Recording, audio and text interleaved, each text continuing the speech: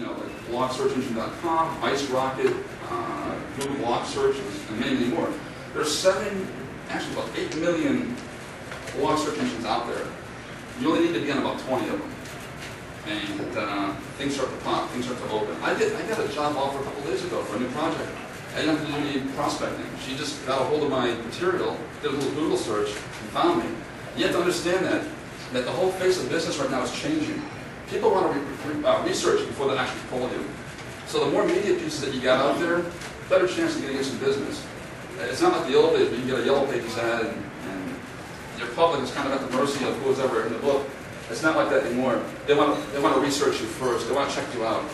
So it's absolutely imperative that you get your stuff out there in the public eye. Social bookmark search engines are pretty amazing.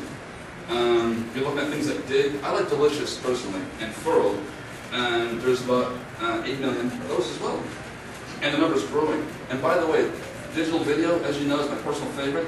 There's 117 million video search engines out there today. And again, you only need to really be on about 20 of them to be effective. And there's something called hubs that you should be aware of. We'll look at things like a good friend of ours, Sandy Barris, was here last month, and he spoke about Squidoo, and that's a social hub page that uses RSS feeds. And if it's a little too technical, you can come and ask me afterwards what it's about. But basically, you create your content one time, and it looks as if your pages are being, kept up, even though you're not actually. You owe me $100. Yeah. Anyway, Orkut is another one. O-R-K-U-T, that's Google's. And hubs are incredible. If you don't know much about them, you should research them. So hubs is what you write down, H-U-B-S. Article search engines. This is powerful stuff. There's a lot of ways to do this stuff wrong, too, by the way.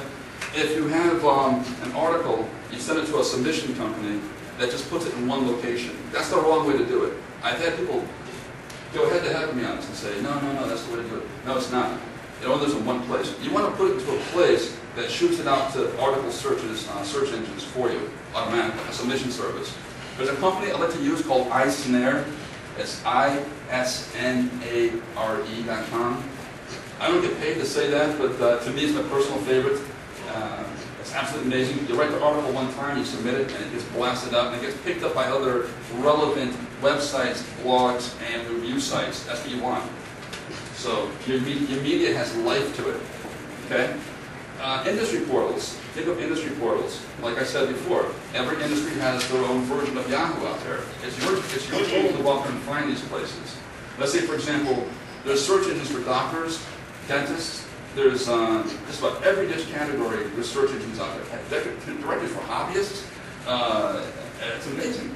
Even for contractors. And some of this can be statewide, nationwide, or regional, or citywide. And that's unfortunate. This tends to get overlooked quite a bit. What I'm really excited about is micro format search engines.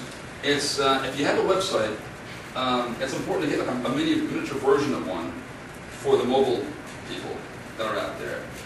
And it's absolutely incredible because this stuff is happening so quickly. I'm talking about pocket PCs, iPhones, have a miniature version of your site. Actually, Detroit Trains now has a miniature version of their site for the mobile set. And that's kind of cool.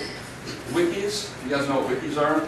That's another way to, it allows you to build it's kind of a blog. You have a community of people who are like-minded, just like you, and it's a good way to create solid communities. They're free, and some of them are free, and you can do some tremendous things with them. So, what's nice about the Web 2.0 stuff that we do, and we talk about it a lot, is that it gives you absolute control over your audiences now, and you can build communities. I have friends of mine who are in business with me, and we argue on this a lot, but so we may not be doing any business in the future. He said, you have to have a squeeze page. I hear this so much, and I get to get tired of it. A squeeze page is basically a page where you go to a website and ask for your first name, your email address, and that's it. That was the big news 14 years ago. Who's doing that? So 14 years ago, it was a big deal. But, that's an old business model. I would rather go into someplace like Facebook or build my own thing on Ning.com, Ning.com, and build my own massive base of 30,000 people. You know, it's not that hard to do, really. It's pretty amazing. The other thing is that, you know, if you're waiting for people to collect leads one at a time on a squeeze page, you'll be waiting a long time. The people don't want to give your information anymore that they used to. In fact, how I read my emails these days is I'll go to the email box and I'll delete a lot of stuff. I don't even read it anymore. I just clean it out because it's so close to the limit, you know, and a lot of it's junk. So you have to get people's attention a much different way, you know, to make yourself more effective. And so those are the things you want to keep in mind.